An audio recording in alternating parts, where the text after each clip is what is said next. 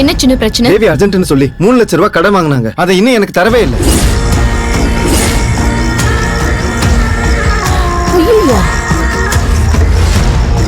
ஐயோ நானா? ஆமா மேடம், ஞாபகம் இல்லையா? 3 லட்சம் கடன் வாங்கினேனா? அது உங்ககிட்டயா? என்னங்க சொல்றீங்க? என்ன மேடம் ஒண்ணுமே தெரியாத மாதிரி பேசுறீங்க?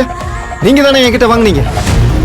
நானே கஷ்டப்பட்டு அந்த வட்டிக்காரங்கிட்ட உங்களுக்கு கடன் வாங்கி கொடுத்திருக்கேன். இப்போ வட்டியோட சேர்த்து 4 லட்சம் ஆயிருக்கு. இல்ல இது போய் இவரு போய் சொல்றாரு. ஐயோ 3 லட்சம் இப்ப 4 லட்சம் ஆயிடுச்சா? சங்கர், நீங்க சொல்றது உண்மையா?